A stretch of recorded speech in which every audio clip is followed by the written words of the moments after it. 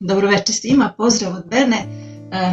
Večera želim da vam govorim o kleki, jednoj vrlo interesantnoj biljci koja je u našem narodu veoma popularna u brojnim čajnim mešavinama i ne samo u čajnim mešavinama, nego i u brojnim eliksirima za mnoge bolesti.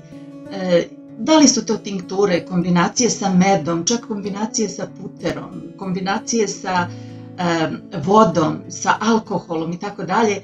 Neke od ovih kombinacija želim vama da prenesem, ali prethodno hoću da vam kažem da postoji ta izreka vezana za kleku koja kaže kad nema leka, tu je kleka. Kleka se u nekim delovima Balkana naziva venja ili borovica. Ne borovnica, nego borovica. Tako da, naravno, imat ćete i latinski naziv, Juniperus communis, po tome je lakše prepoznati oni delovi Balkana koji imaju različita imena. Ali kleka je biljka koja je veoma popularna i deo je istorije srpskog naroda. I naravno ja ću vam sada ispričati jednu interesantnu priču do koje sam došla sasvim slučajno čitajući istoriju povlačenja naših heroja u Prvom svetskom ratu preko Albanije. I dogodilo se da su mnogi od njih imali tifus i oni vojnici koji su u toku povlačenja mogli i koji su u stvari znali lekovitost kleke, a na tim brdsko-planinskim područjima Albanije, na tim, da kažem, planinskim gudurama, veoma je zastupljena kleka i oni vojnici koji su znali lekovitost kleke i koji su zapravo nju koristili i zbog zdravlja, ali i zbog gladi, žvakali je i kleka ispušta smolu i ona prosto oblaže našu sluzokožu i oni koji su to jeli, oni su preživeli tifus, oni su ostali živi, oni koji nisu to mogli da jedu, koji su se gadili tog oporog ukusa kleke, ona zaista ume da ima opor ukus i neprijatan i tako dalje, tako da su oni podlegli. I mnogo godina kasnije, eto, ta istina je nekako došla do mene i vrlo rado je prenosim svima kada govorim o kleki. Ono što je interesantno, kleka privlači pažnju ne samo zbog te narodnog umeća kako da je koristi. Privukla je pažnju i nauke i jako je naučno istražena. Ali kako je narod sve koristi? Na mnogo načina. Znači, ovo što sam vam sada rekla, dakle, pre svega za dobro varenje. Pre svega da naš sistem organa za varenje može dobro da stvari svakojaku hranu. Kleka se često i služi uz vrlo masnu hranu ili uz hranu koja se teško vari. Ja lično volim da je stavim u pasulj i razbijem je i stavim i taj pasulj dobije jedan ukus četinarske šume i bude fantastičnog ukusa i veoma lako probavljiv. Naravno, uz druge biljke koje dodajem također u pasulj, ali jedna od njih je svakako kleka i uopšte u mahunarke volim da dodajem dosta tih začina prirodnih koji poboljšavaju ukus i poboljšavaju varenje. Pored toga što je poznata po tome da je korisna za naš sistem organa za varenje, možda niste znali, ali kleka je vrlo korisna za probleme sa plućima. Znači, svi ljudi koji imaju osetljiva, nežna pluća, koja se lako prehlade, koja nas često podstiču na kašalj i sve te prehlade koje mogu da dođu i bronhitis, na kraju neki ljudi jako često dobijaju bronhitis, kod mnogih postane to bronhijalna astma, kod mnogih astma, tako da je veoma cenjena za plućne bolesti, nekada se koristila čak i za tuberkulozne probleme. Onda možete da zamislite koliko je korisna, sve zbog te smole koja oblaže sluzokožu i ne dozvoljava da ta sluzokoža dođe u kontakt i da nekako padne pod uticaj bakterije ili virusa. I dobro je bilo i da smo u koroni mogli da žvaćemo pomalo kleke, ali eto, ne znam koliko smo tada to znali i eto, ko je znao, on je malo žvakao i spasio se mnogih muka, iako je dobio koronu, to je bio blaži oblik. Pored plućnih problema, uopšte sve prehlade, nazevi, recimo poznati knajp, savjetovao je jedan tretman od 15 bobica. Znači, počne se od jedne možete i od više da počnete, od 3-4, pa svakog dana dodajete po jednu, pa po jednu, danas pojedete 4 bobice, prožvaćete, sutra dan pojedete 5 bobica, prožvaćete, ne gutate, nego prožvaćete pa progutate i tako dođete do 15 bobica, a onda idete unazad. I to bude negde između 20 i 30 dana jednog tretmana koji možete da primenjujete 2 puta godišnje. U proleće, rano proleće, kada počinju razni virusi da haraju i evo u ovo, da kažem, prelazno doba, još uvek nije zima pokazala svoje zube, nekako smo, ali mnogo gripa ima, tako da evo ja vam savjetujem da kupite kleku, imate dakle plod kleke i da je grickate. Interesantno je da u nekim državama listovi kleke se koristili su se protiv malarije. Prema tome, to vam sve govori da je kleka mogla, dakle da su listovi kleke zajedno sa vrbom i ivom mogle su da se koriste kao čaj za zaštitu od gripa u ono vreme korone, kada smo imali sve te muke sa koronom. Ali evo sada pričamo o kleki, o njenom plodu. Ona ima sposobnost da daje dobru cirkulaciju i može da se koristi u kombinaciji sa hajdučkom travom, sa listom koprive i da daje dobru cirkulaciju. Ona je takođe dobra i za izmokravanje i te dve osobine nas dovode do toga da je vrlo lekovita za giht i za reumatoidne probleme. Jako je antiseptična i dobar je antiseptik za naše urinarne puteve, poboljšava diurezu i svi oni koji imaju zadržavanje mokraće, ona olakšava pražnjenje vešiga. Važna osobina kleke jeste da ona jača imunitet. Vi i sad sigurno znate, jer mnogo puta sam to govorila, sve ono što dobro utiče na naše varenje, na naš crevni sistem, to utiče i dobro na imunitet, jer u našem crevnom sistemu ima nekoliko puta više bakterija i različitih mikroorganizama u odnosu na to koliki je broj naših ćelija. Broj ćelija našeg tela to su trilioni i trilioni, 10 na 14, a mikroorganizama u našem crevnom sistemu je nekoliko puta brojno veći, dakle brojniji.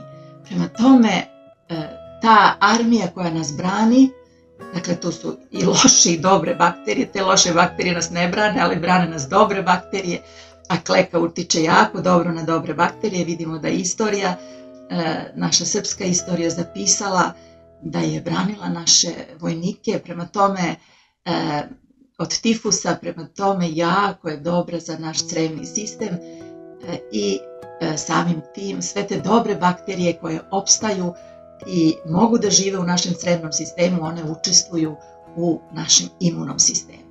Prema tome mi jačamo naš organizam. I ovde na našim prostorima, u brdsko-planinskim područjima Šumadije, postoji jedan napitak koji jeste u stvari jedan probiotski fermentisan napitak, ali blago fermentisan, i zapazite kakvu je divnu mudrost naš narod pokazao da pusti da fermentiše kleka zajedno sa suvim voćem i vodom naravno i ne dozvoli da postane totalno kisela, dakle da postane to jedno sirće, voćno sirće, nego čim počne da rezi, tog momenta može da počne da se koristi i da se pije i onoliko koliko popijete vi ćete dodati vode, tako da nikada nećete imati jedan kiseli napitak. Naravno, sastav tog napitka, pretpostavljate o čemu govorim, to je napitak koga nazivamo vodnjika. U šumadinskim krajevima uglavnom je samo od kleke i suvog voća, dok kada odete recimo u Zlatiborsko područje, tu je već neka mešavina i ja ću vam dati oba dva recepta, ja ću pokušati da napravim nešto od onoga što imam i naravno predložit ću i vama da pravite od onoga što imate, ali to ćemo nekako da sklopimo tako da bude dobro i lekovito. Inače, recimo, poznato je i da u Bosni se dosta koristi ta voda od kleke, oni je nazivaju tako, imaju neki specijalan naziv i najviše je piju u vreme ramazanskog posta, zato što su onda jako iscrpljeni, a ta voda od kleke zapravo oni puste da ona postane sirće i onda je razblažuju i piju i to im daje snagu. Tako da, evo, narod je prepoznao veliku lekovitost kleke.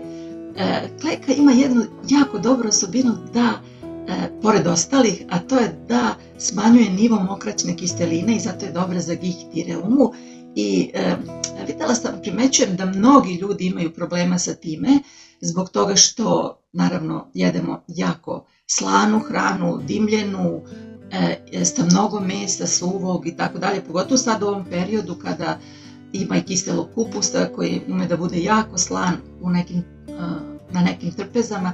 Tako da, evo, podsticat će nam i snižavanje temperature ako dobijemo visoku temperaturu zbog pojačane cirkulacije, dakle ima tu sposobnost da podstiče preznojavanje.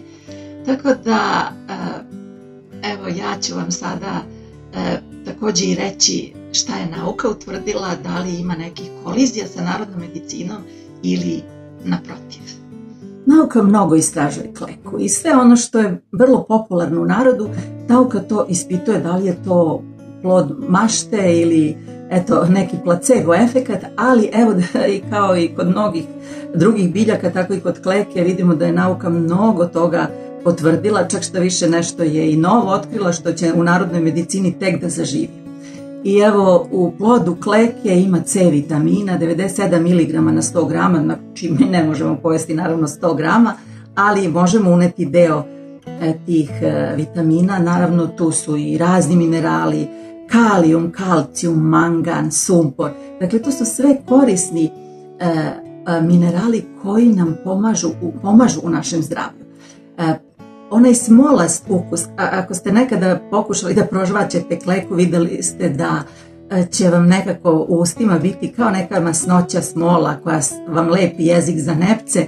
U stvari to potiče od terpena koji su antiupalni, koji nas štite od upale i koji su antimikrobni. Prema tome nije slučajno što je prisustvo kleke u ishrani naših vojnika u Prvom svetskom ratu zaista doprinelo njihovom preživljavanju. Dalje, pored terpena tu su i flavonoidi. I vi ćete vidjeti da se od tih flavonoida, fenolnih kiselina pojavljuju slični u svim biljkama, s tim što su negde neki više zastupljeni, neki manje. Kod kleke recimo prisustvo luteolina, dakle jednog flavonoida koji pomaže da se mokraćna kiselina eliminiše iz našeg organizma, pomaže protiv upala, osim toga protiv alergija, osim toga za one koji imaju bronhijalne probleme i one koji imaju astmatične probleme. Znači svuda gdje imate luteolin, ako imate te zdravstvene probleme, pogledajte koje biljke to imaju i onda preferirajte te biljke. Dalje, tu su antocijani. Kao što znate, bobica kleke je tamno ljubičasta, plava, teget plava koja prelazi u onu tamno ljubičastu. To je u stvari zbog prisustva antocijana koji su veoma korisni za naš kardiovaskularni sistem, koji su antiupalni i koji su neuroprotektivni, što znači da dobru cirkulaciju u našim mikrokrvnim sudićima u mozgu poboljšavaju i pomažu kod mnogih neurodegenerativnih bolesti kao što je Alzheimer. I vi ćete vidjeti da je plod kleke u mnogim mešavinama koje su recimo za Parkinsonovu bolest, koji su za Alzheimerovu bolest. Tako da to nije čudno, evo nauka je to potvrdila. Dalje, tu je apigenin koji je poznati antikancerogen, poznati bioflavonoid koji ima neuroprotektivnu ulogu, koji ima antidijabetičnu ulogu, koji je pogotovo poznat da štiti od raka tiroideje i jajnika, što je veoma korisno. Naravno, ne samo da je korisno, nego izuzetno potrebno da unosimo takva jedinjenja. Dalje, od fenolnih kiselina tu su katehini i kumarini. Pominjali smo ih kako su jaki antikancerogeni. Ali kad kažemo kumarini, uvijek nam je to asocijacija na nešto što ima svoj miris. Dakle, brojna su eterična ulja koja imaju svoj značaj u plodu kleke, a evo tu su i kumarini koji daju lep miris, koji nas opuštaju, koji su antiupalni i koji imaju sposobnost također neuroprotektivnu. A kada su u pitanju katehini, oni osim toga što dobro deluju na naš kardiovaskularni sistem, katehini imaju sposobnost čišćenja našeg organizma. Tako da vidimo da kleka se jako u narodnoj medicini koristi za čišćenje organizma. Recimo 2 supene kašike kleke na pola litra vode, da to malo na tihoj vatri struji nekoliko minuta, poslije toga se procedi i pije na svaki sat po 1 kašičica čaja, pokazalo se kao odličan čaj za čišćenje organizma. Dakle, vidimo da je plod kleke antioksidativan, što znači da je antikancerogen, jer vidimo i da je nauka pokazala da mnoga jedinjenja koja su potvrđena vrlo komplikovanim naučnim istraživanjima zapravo su i prisutna i štite nas od najtežih bolesti. Zatim, kleka je antiupalna, zatim neuroprotektivna, zatim antimikrobna i od proteusa i od stafilokoka, od Escherichie coli. Dakle, prisustvo terpena nam ukazuje na tu antimikrobnu aktivnost kleke koju je potvrdila narodna medicina, a vidimo i nauka to potvrđuje. Dakle, kleka je jedna vrlo dragocena biljka koju treba da koristimo i malo čas sam pomenula da ste mogli da pronađete mnoge mešavine kada su u pitanju neurodegenerativne bolesti, Parkinsonova bolest, recimo stvara ukočenost mišića i poznata je ta mešavina, recimo kleke i kamilice, biljaka koje će da opuste mišiće. Ta ukočenost može da bude i ne samo od Parkinsonove bolesti, grč može da se javi i u želucu, može u materici i tako dalje. Dakle, za opuštanje zgrčenih mišića i uopšte ukočenost tela, zaista kleku možemo da koristimo. A inače, što se vodnike tiče, ja ću vam sada dati 2 interesantna recepta i svako od vas može to da napravi i da celu zimu to koristi. Prvi put sam vodniku probala pre možda 30 godina u jednom brdskom selu, kada su me poslužili, znajući da ja volim te priče o prirodnim lekovima, i onda su mi rekli probaj ovo i kaži šta misliš šta je. Ja naravno nisam mogla da prepoznam šta je, ali toliko mi se to dopalo, toliko je imalo jedan, osjetila sam u ukus, taj antiseptični ukus, i to mi se toliko svidelo i od tada se trudim stalno da to pravim. Inače, ne znam da li je to i danas slučaj, ali po tim brdskim šumadijskim selima ljudi su obavezno pravili, kako prave i ostavljaju kupus u buradima i tako ostavljaju kupus i kisele za zimu, tako su ostavljali i kleku i pravili vodnjiku od kleke i suvog voća. Dok u Zlatiborskom kraju tu su i danas jako aktivni, tako da možete na pijaci da vidite kako prodajete divlje kruške, divlje jabuke koje oni strogo se drže tog recepta da stavljaju divlje kruške i divlje jagode i jabuke i još mnoštvo tih tog divljeg voća kao što je trnjina, drenjina, šipurak i tako dalje. Tako da evo, mi možemo mnogo toga na našim pijacama da kupimo, ne moramo da imamo divlje jabuke i divlje kruške, možemo da dodamo obične.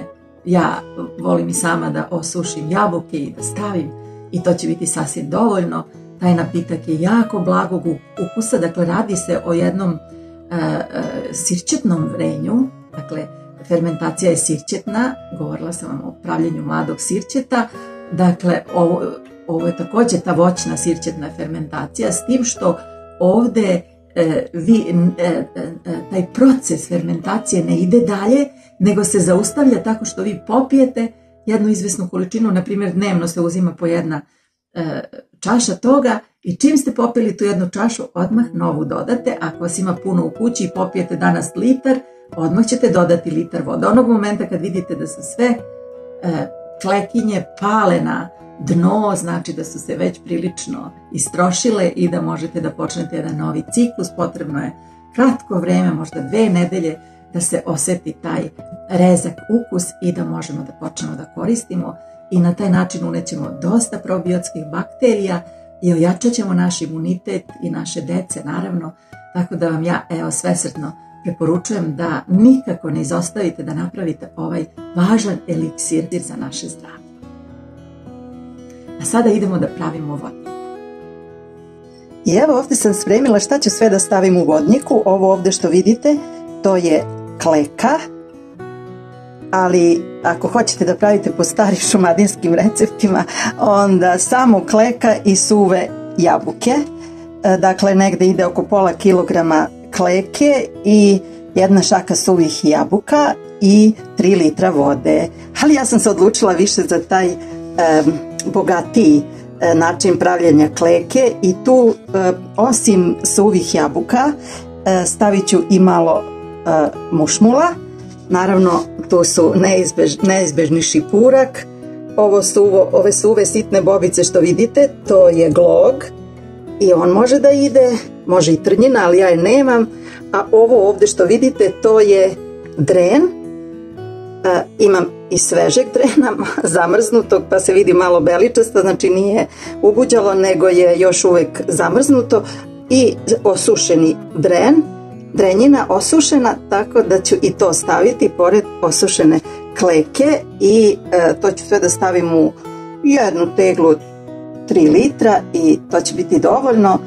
Naravno, uvek procenite da imate negde oko pola kilograma na 3 litra, dakle pola kilograma voća na 3 litra vode i to je sva priča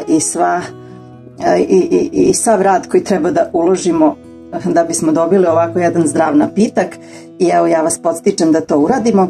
Sad ćemo to da sipamo u ovu teglu, da je pokrijemo sa gazom i da je ostavimo 2 nedelje na toplom. I evo, dovoljno je da nam tegla bude do 1/3 napunjena. Vidi se tu voćki raznih, ali eto, tu su jabuke, tu je mušmula, tu je šipurak, dren, kleka, evo je dole. I sad ćemo da napunimo teglu sa vodom.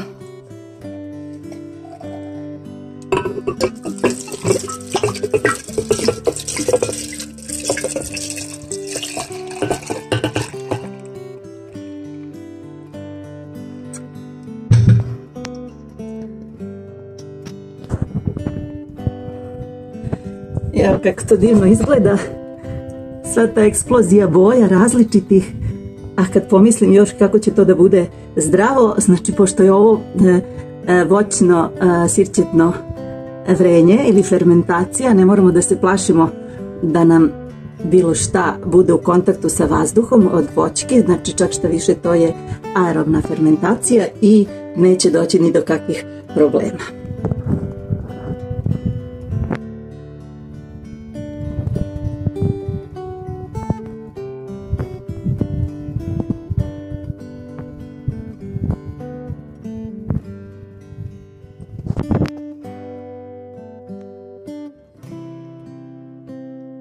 I na kraju samo da pokrijemo sa gazom, da ne pada prašina i evo čekamo sad 2 do 3 nedelje da počnemo da koristimo ovaj divan eliksir, poznati eliksir naših predaka koji je mnogima bio veoma koristan za zdravlje, pa znam sigurno da će i nama. I evo posle 15 dana vodnika je dobila prilično lep izgled, lepu boju, a i pošto sam je već probala, jako je ukusna i pogledajte, počinje da rezi i evo sada ćemo to da sipamo u čašu i da isprobamo ovaj odličan eliksir.